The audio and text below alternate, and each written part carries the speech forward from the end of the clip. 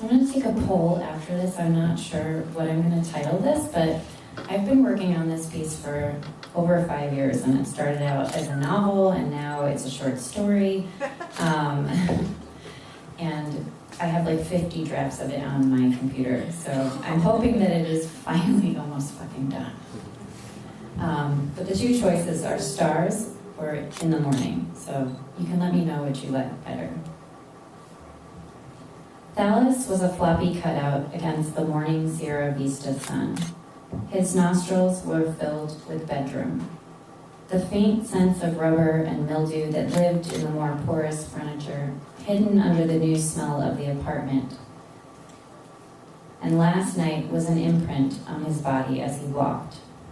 Walked as he had the day his grandmother died, through what he knew to be a collage of answers, though they looked to be a collection of items rescued from a flash flood ditch and strewn about his floor.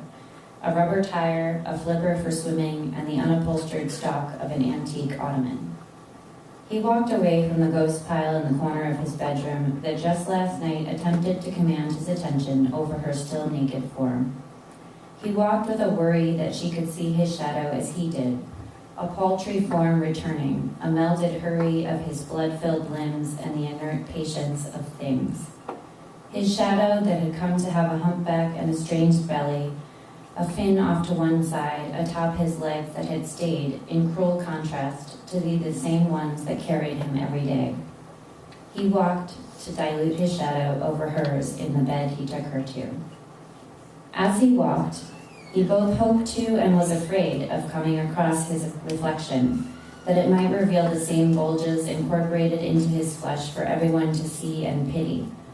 Dallas's stride was distressed with longing for Micro to follow him, to mock his movements as he had when he performed his feline ritual of sniffing each item in the pile, rubbing up against it as if precious, and then discarding each in turn.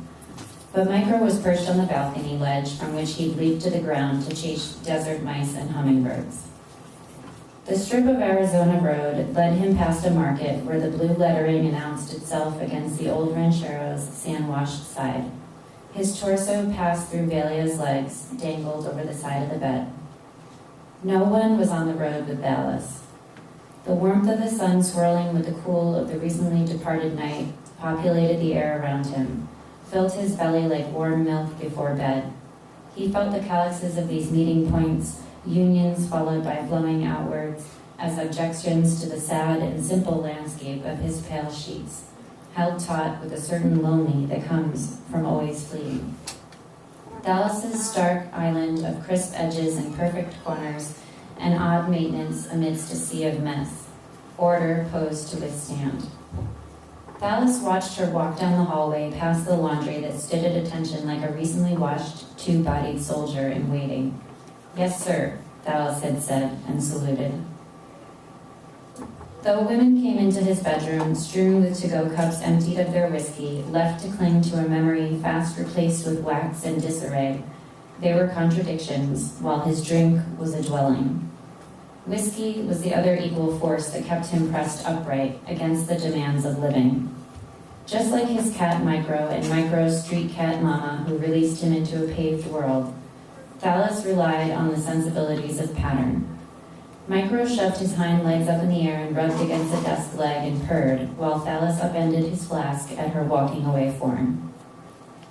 Past the ranchero market was an abandoned fruit stand, the green wooden rib bones bereft of citrus heart, built by the veined forearms of the family of brothers who became fathers, that with the same tenderness picked out a mango, smacked their wives, and held their little girls up past their extended arms, like porcelain promises of more. Dallas's forearms, well trained to grasp tightly even as muscles lost their tautness to drink, hadn't the control to be acquainted with the softness of holding, devoid of the expectation of resistance. They didn't roam in search of a woman that might leave, or a feeling as if she might, and in doing so, take something significant of his. Nor did he look forward to having a little girl he'd wish and worry for, or fruit both livelihood and pride. But in him was a greed for all three when Velia said to him directly, "However do you manage to keep your dick in your pants?" She'd smiled, reached her hand over for the to-go cup his fingers wrapped around, graced his hand with hers. Yeah, you're that easy, she continued. And you aren't? He'd come back with, his small behind wriggling to the edge of the hard plastic laundry room chair.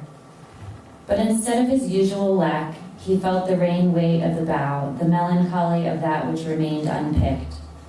He knew there had been a momentary lapse in his meticulously constructed nonchalance.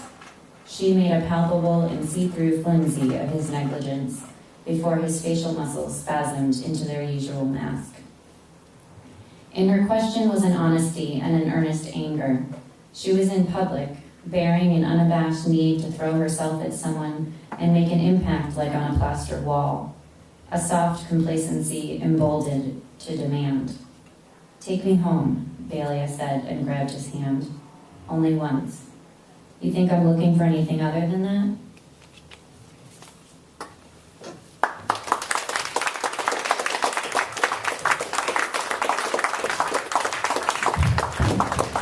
Gina.